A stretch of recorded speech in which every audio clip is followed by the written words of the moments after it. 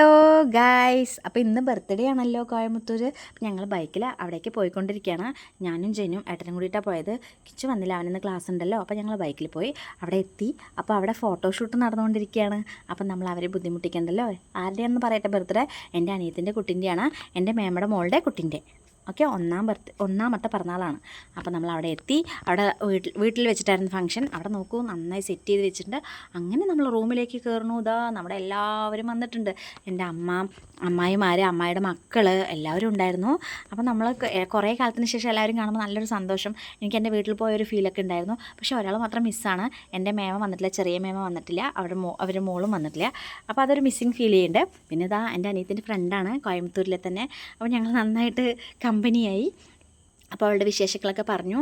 അങ്ങനെ ഞങ്ങൾ വീട്ടിലൊക്കെ ഇതായി ആ കുട്ടീനെയൊക്കെ ഇത്തിരി നേരം. അപ്പോഴേക്ക് കൊച്ചു വന്നു, ഫോട്ടോഷൂട്ടൊക്കെ കഴിഞ്ഞിട്ട്. അപ്പോൾ അവരൊക്കെ സംസാരിച്ചു.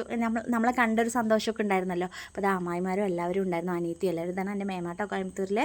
അപ്പോൾ കുറേ നേരം സംസാരിച്ചു. കാരണം നമുക്ക് കുറേ ആകുമ്പോൾ ഒരുപാട് സംസാരിക്കാനും ഉണ്ടാവുമല്ലോ. അപ്പോഴേക്കും എന്താ കേക്ക് വന്നു. കേക്കൊക്കെ അവർ പാക്കിങ്ങൊക്കെ അയച്ചു, ഒക്കെ സെറ്റ് ചെയ്ത് വെക്കണം. കാരണം കേക്ക് കട്ടിങ്ങിന് സമയമായി. അവനാണെങ്കിൽ കുട്ടിയാണെങ്കിൽ കരഞ്ഞുകൊണ്ടിരിക്കുകയാണ്. അവന് ആൾക്കാരെയൊക്കെ കണ്ടപ്പോഴേ. ഇതാണ് എൻ്റെ അനിയത്തി പറഞ്ഞാൽ എൻ്റെ മേമയുടെ വലിയ മോള്.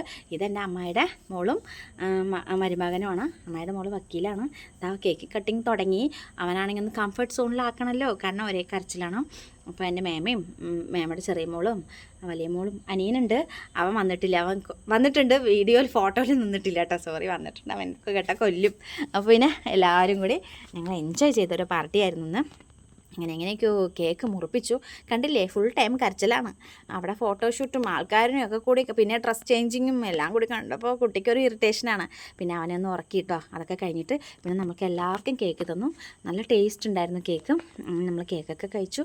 അപ്പോഴേക്കും എന്താ ഭക്ഷണത്തിനൊക്കെ പുറത്താണ് അവർ റെഡിയാക്കിയിരിക്കുന്നത്. പിന്നെ അപ്പോൾ എവിടെ പോയാലും ഒരു ഫോട്ടോഷൂട്ടൊക്കെ ഉണ്ടാവുമല്ലോ. അതാ അബിയും ജെനും ഫോട്ടോ എടുക്കാൻ വേണ്ടിയിട്ട് നടക്കണു. ഞാനാണ് ഫോട്ടോഗ്രാഫർ. അങ്ങനെ ഫോട്ടോ ഒക്കെ എടുത്തു. പിന്നെ ഇതാ അവൾക്ക് കുറേ ഗിഫ്റ്റൊക്കെ കൊടുത്തിട്ടുണ്ടായിരുന്നു. ഇതെൻ്റെ അനിയത്തിൻ്റെ മോനാണ്. അവൻ എൻ്റെ വീഡിയോനെ കുറിച്ചൊക്കെ ഓരോന്ന് സജഷനൊക്കെ പറയണം. ഇത് എൻ്റെ വേറൊരു അനിയത്തിൻ്റെ ചെറിയ മകൻ.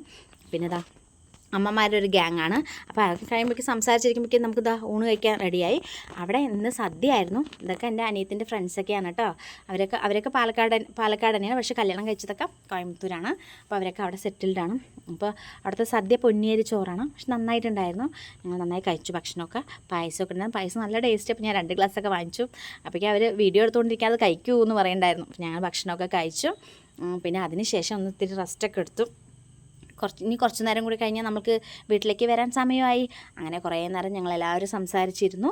പിന്നെ ഇതാ ഞാൻ തന്നെ ഇറങ്ങി ഫസ്റ്റ് കേട്ടോ, കാരണം എനിക്ക് വന്നിട്ട് കട തുറക്കണം, ഏട്ടൻ ജോലിക്ക് പോകണം. അപ്പോൾ എല്ലായിടത്തും യാത്രയൊക്കെ പറഞ്ഞ് നമ്മളിതാ വീടെത്തി. അപ്പോൾ നമുക്ക് അവിടേക്ക് ഒരു ഗിഫ്റ്റ് കൊടുത്ത് നമ്മൾക്കും ഇങ്ങോട്ട് ഗിഫ്റ്റ് തരും. ഇത്ര അതാ എനിക്ക് തന്നു. അപ്പോൾ എല്ലാവരും കാണണേ, സബ്സ്ക്രൈബ് ചെയ്യുക.